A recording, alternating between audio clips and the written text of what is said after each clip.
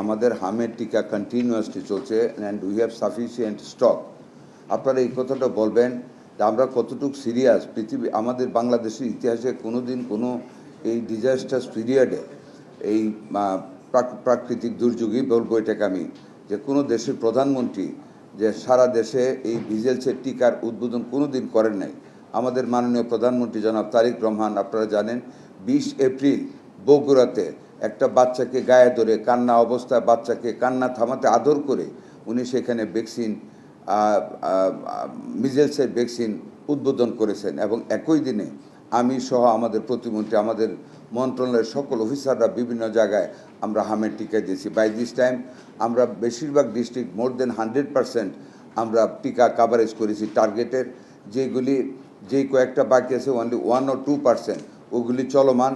এবং এখন আমরা মাইকিং করতেছি পর্যন্ত এলাকায় যারা ভ্যাকসিন পায় নাই, টার্গেটেড এরিয়ার বাইরে যেসব বেবিরা আছে তাদেরকে ডেকে এনে আমরা টিকা দেওয়ার ব্যবস্থা করতেছি, যাতে করে একটা বাচ্চা মিজেলস টিকা থেকে বাইরে না পড়ে। আপনারা জানেন একটা টিকা দেওয়ার পরে 3 to 4 উইকস টাইম লাগে অ্যান্টিবডি ক্রিয়েট হতে।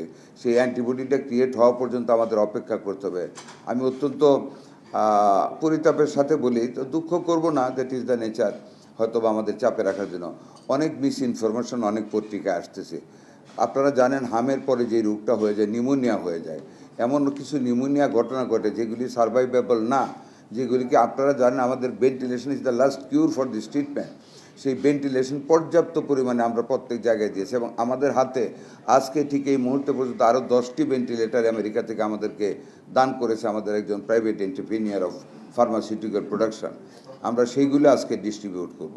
আমাদের হামের টিকা চলছে, ট্রিটমেন্ট চলছে, আইসোলেশন আছে, আইসিইউ আছে, ডাক্তাররা সচেষ্ট আছে। আপনারা জানেন আমরা চেষ্টা করতেছি, আপনারা আমাদেরকে সহযোগিতা করবেন। আর আজকে চাইনিজ সিনোভ্যাক, চাইনিজ গভর্নমেন্টের এন্ডোর্সমেন্ট সহ দিস ভ্যাকসিন ইজ অলরেডি মানে ওয়ার্ল্ড হেলথ অর্গানাইজেশনের প্রি কোয়ালিফিকেশন ওনারা আর্ন করেছেন। আমরা আজকে ৭৬,৬১৬ ভায়াল টেন্ট অ্যামাউন্ট টু 3,83,080 ডোজ আমরা ভ্যাকসিন আজকে হাতে পেয়েছি। আমাদের হাতেও তো আরও আছে না, আমাদের হাতেও আরও পর্যাপ্ত পরিমাণে আছে। আমরা পোলিও ভ্যাকসিনটা আমরা দেওয়া শুরু করব, এটাও দেওয়া কোনো অসুবিধা হবে না। অ্যান্টি রেবিস সম্বন্ধে আপনারা জানেন উই আর জাস্ট আমরা কন্টিনিউ করেছি। একদিনও আমাদের একটা রুগী অ্যান্টি রেবিসের টিকার বাইরে আমাদের কোনো লোক যায় না, আমরা দিয়ে যাচ্ছি। আমাদের যক্ষার 12 NFCD ওষুধ আমরা ওই দিনও রিসিভ করেছি, আপনারা জানেন আমরা ক্রয় করেছি, সেগুলো আমাদের চলছে। প্রত্যেকটা ভ্যাকসিনেশান আমাদের এখন চলছে। ভিটামিন এটা একটু শর্ট আমাদের আছে, বাই নেক্সট মান্থ জুন নাগাদ আমরা ভিটামিন এ পেয়ে যাব সম্পূর্ণ। এবং আমরা বছরে যেটা ডিসাইডেড থিং 2 বার করে ভিটামিন এ দেওয়া পুষ্টির জন্য, সেটা আমরা ইনশাল্লাহ কন্টিনিউ করব।